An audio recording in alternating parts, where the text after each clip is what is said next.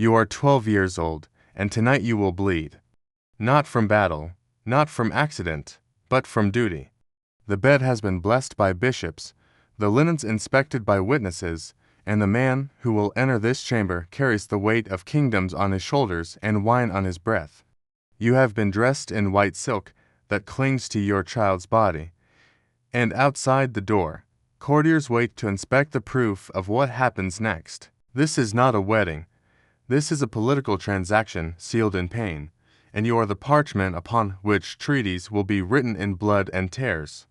The stone floor is cold beneath your feet, and you cannot stop shaking. Before we step deeper into these chambers where childhood ended and queenship began, I'd love to know where you're joining me from today. Drop a comment with your location. It's incredible to think we're scattered across continents, separated by oceans and centuries from these events, yet united by our fascination with the hidden truths history tried to bury. And if you're finding value in these forgotten stories, a like and subscription would mean the world to me. Now, let's enter the shadowed halls where medieval queens learned fear before they learned power. The medieval wedding night was theater, spectacle, and trauma performed simultaneously. Between the 11th and 15th centuries, across the kingdoms of England, France, and the Holy Roman Empire, the marriage beds of royal children became stages for rituals designed to satisfy political anxieties, theological doctrines, and dynastic paranoia. These were not private moments of intimacy, but public confirmations of legitimacy, witnessed, documented, and dissected by courts obsessed with bloodlines and succession.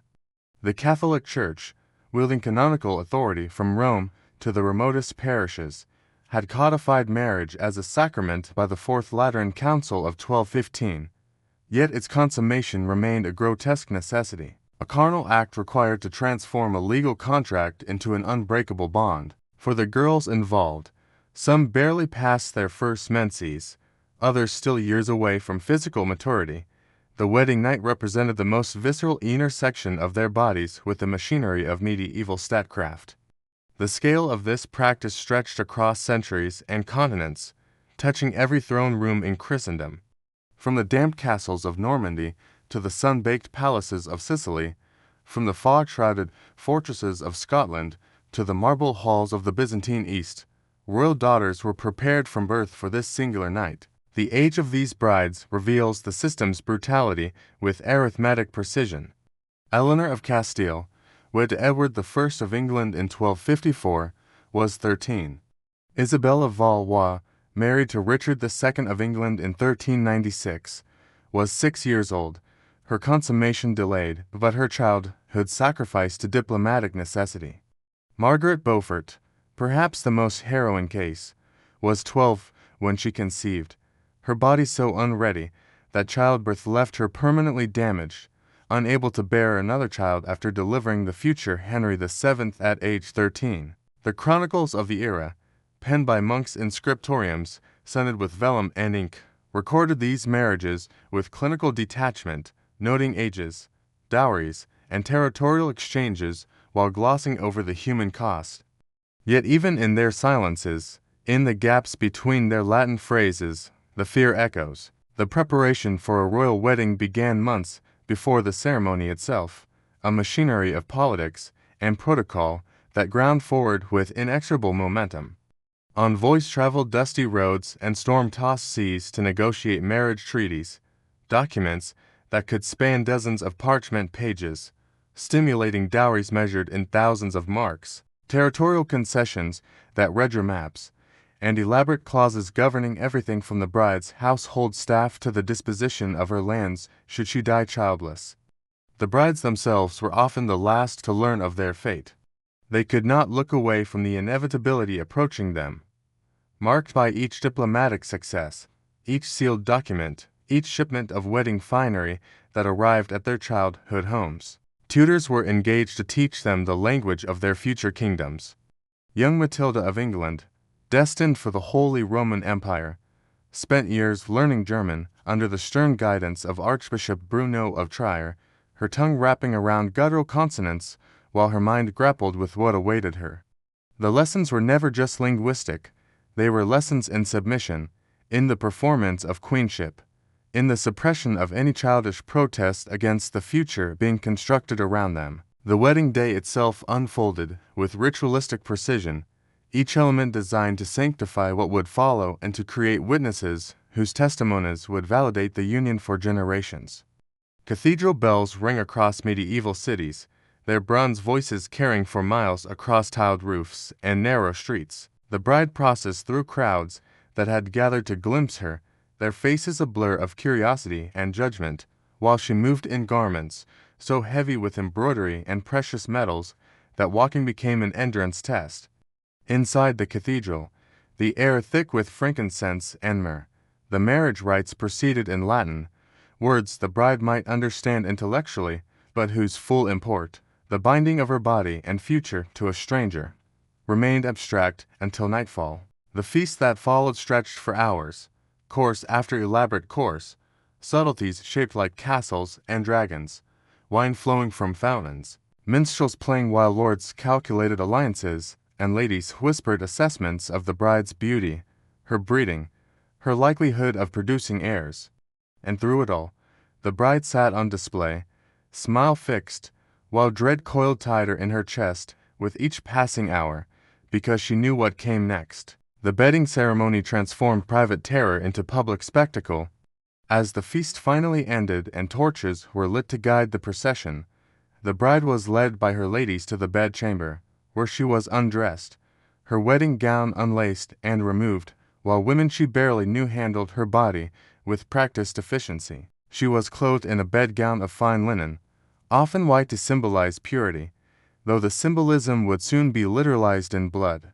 Meanwhile, the groom underwent his own ritual preparation, his companions plying him with wine for courage, jesting crudely about the night's activities while stripping him to a nightshirt. The bed itself had been prepared with ceremony, blessed by a bishop or priest who sprinkled holy water on the mattress and recited prayers for fertility, for the conception of male heirs, for the couple's spiritual well-being. When both bride and groom were finally brought to the chamber, they did not enter alone. Nobles crowded into the room, witnesses whose presence served multiple functions, to ensure the marriage was consummated, to verify the bride's virginity through the blood-stained sheets that would be displayed afterward, and to confirm that no witchcraft or impotence prevented the union's completion. Only after the couple was placed in bed together, after final blessings and body jokes, did the witnesses withdraw, pulling close the bed curtains, but often remaining in the outer chamber, listening. They could not look away, even when decency might have demanded it, because too much depended on what happened in that bed. For the girl in that bed, whose name might have been Matilda or Eleanor or Margaret or Isabella, but whose experience was shared across centuries, the moments that followed were a descent into pain and fear that no amount of preparation could truly ready her for. Her husband, whether 25 or 40, arrived at the bed with expectations forged by his own upbringing, by cultural assumptions about his rights as husband and lord, and often by a significant quantity of alcohol consumed during the feast. The question that haunts the historical record is not whether these unions were consummated. The blooded sheets displayed the next morning answered that, but what that consummation cost the children involved. When Margaret Beaufort lay beneath Edmund Tudor at 12 years old, her body not yet fully formed, what did she feel as he claimed his marital rights? The pain was certainly physical, documented in the obstetric disaster that followed 9 months later, but the psychological dimensions remained visible only in outline, in her later religiosity that bordered on asceticism, in her careful control of her son's marriage to ensure his bride was older, in the silence of her own writing on the subject of her first marriage. The medieval medical texts, written by male physicians who had never experienced menstruation or childbirth, offered absurd advice about women's bodies, claiming that conception required female pleasure, a cruel fiction that may have led husbands to mistake pain-induced rigidity for modesty and compliance for consent. The case of Isabella of France illuminates how wedding night trauma could echo through decades of political action. born in 1295 into the most powerful court in Christendom, daughter of Philip IV, called Philip the Fair for his blonde beauty and ruthless governance, Isabella grew up amid the glittering sophistication of Capetian Paris. The Louvre of her childhood was a place of learning and art, where troubadours sang of courtly love and philosophers debated in the shadows of Gothic architecture.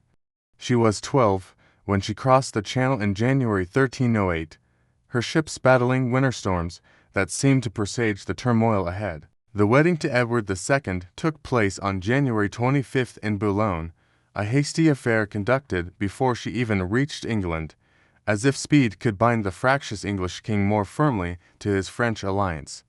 Edward, 23, tall and handsome with the Plantagenet golden hair, should have been an attractive bridegroom, but his heart belonged elsewhere, to Piers Gaveston, a Gascon knight whose relationship with the king scandalized the realm. At the wedding feast, Edward committed the unthinkable insult, bestowing the finest jewels and attentions not on his child bride but on Gaveston, seating his favorite in the place of honor while Isabella sat sidelined, her French uncle's seating.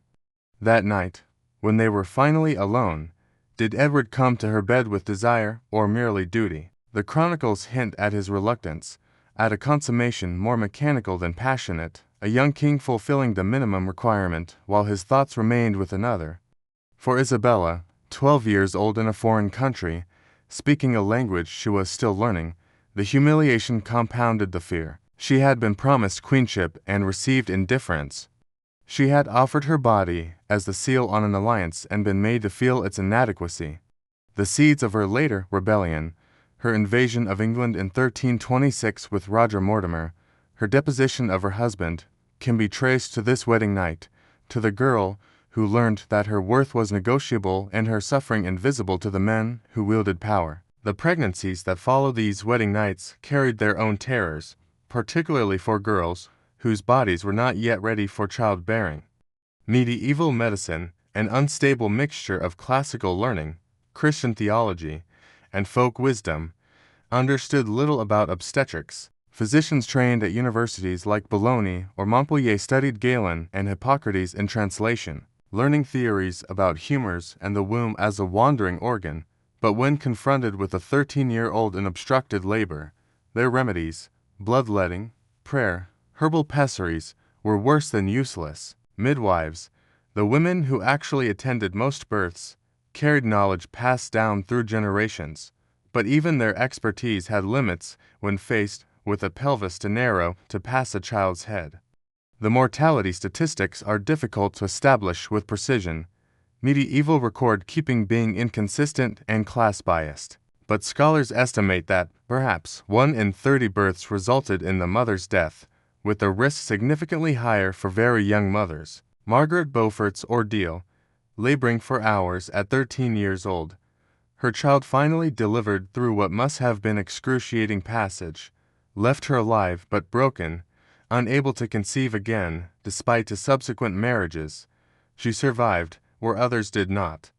Matilda of England, the first Matilda, Empress and near Queen, remained childless through her marriage to Henry V of the Holy Roman Empire, whether from her youth at consummation, from miscarriages unrecorded, or from the emperor's own health issues.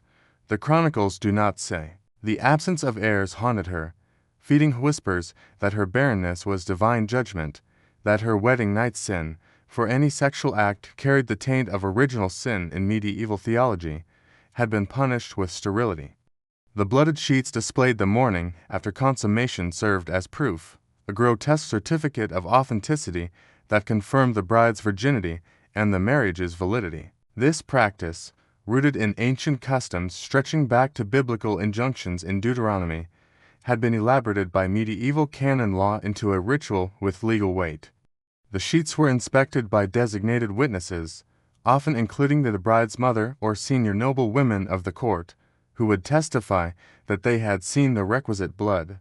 In some courts, the stained linen was preserved, folded and stored among other important documents, a tangible record that could be produced should anyone question the legitimacy of heirs born from the union. For the girl who had produced this evidence through pain and violation, The display of the sheets added humiliation to injury, her most private suffering converted into public property. They could not look away, these witnesses, because the stability of kingdoms rested on their scrutiny, on their willingness to certify that this child bride had been virgin before and was virgin no longer, her transformation accomplished according to the prescribed forms. The psychological aftermath of these wedding nights shaped the queens these girls became, if they survived to claim that title. Eleanor of Aquitaine, married at 15 to Louis VII of France in a union that produced only daughters before its annulment, emerged from those years with a steely determination that would define her second marriage to Henry II of England and her later political maneuvering. The humiliation of her first wedding night, coupled with Louis's pious reluctance and their marital incompatibility, forged in her a resolve to claim power on her own terms, to bear the sons that dynasties required, and ultimately to outlive most of her children and both husbands, dying in 1204 at the age of 82, still politically active, still refusing to fade into the widow's obscurity that convention demanded. Isabella of France's trajectory was darker, her wedding night's betrayal festering into the rage that led her to invade her husband's kingdom, to oversee his deposition and probable murder, to rule as regent with her lover Mortimer until her son seized power from her. When she died in 1358, confined but comfortable at Castle Rising in Norfolk, did she remember that night in Boulogne, when she was 12 and powerless. The historical record suggests she never forgot that the She-Wolf of France, as propaganda labeled her, was born in that moment of abandonment and pain. Among the archives, one artifact captures the wedding night's horror with unusual clarity. A letter survives from Margaret Beaufort's physician to her mother, Margaret Beauchamp, written sometime after the catastrophic birth of Henry Tudor. The physician, whose name is lost but whose words remain, describes the injuries the young mother sustained, the tearing and damage that left her unable to conceive again, and he notes, with a careful neutrality that barely conceals his judgment, that the girl's youth at conception was the cause. He does not condemn Edmund Tudor, whose insistence on consummating the marriage immediately, despite Margaret's age, had inflicted this damage. To do so would be to question a nobleman's rights over his wife, an unthinkable breach of social order, but his clinical description of the physical consequences makes clear what he cannot say directly, that Margaret's wedding night, and the pregnancy it caused, was a form of sanctioned violence, legal and even blessed by the Church, yet no less destructive for its legitimacy. They could not look away from this evidence, the physicians and midwives who treated noble wives, but neither could they speak openly about the system that created such suffering. The legacy of these medieval wedding nights extends beyond the individual women who endured them, shaping dynastic politics, succession crises, and royal marriage for centuries. The Wars of the Roses, that 30-year convulsion of English politics, owed part of its origins to Margaret of Anjou's determination to protect her son's inheritance, forged in her early experiences as a 15-year-old bride to Henry VI. The Tudor dynasty was born from Margaret Beaufort's singular pregnancy, her body's refusal to bear another child, its traumatic first experience, meaning all Tudor legitimacy rested on Henry VII, born to a 13-year-old mother widowed before his birth. When Henry VIII, Margaret's grandson, later tore England from Rome over succession anxieties, the echoes of his grandmother's obstetric catastrophe resonated through his decisions, his desperate need for a male heir driving him to divorce, execution, and schism. The medieval wedding night, with its ritualized cruelty, reveals patriarchal power at its rawest, where female bodies became the parchment for political agreements, vessels into which dynastic continuity was poured, sacrifices keeping Europe's great houses allied and at war. The girls in those beds 12, 13, 14 could not consent meaningfully, yet compliance was demanded. From such beginnings came women of remarkable resilience, queens who learned statecraft in the hardest school imaginable, who survived what should have destroyed them, who bore children and lost them, who ruled kingdoms and commanded armies, shaping the medieval world even as it tried to break them. They could not look away from what history demanded, so they stared back, and in their gaze was the birth of a defiance echoing through centuries. In the end, the medieval wedding night was less about joining two people than a child's collision with history, a collision that produced heirs, alliances, and the quiet, enduring rage that would reshape the structures built on their sacrifice.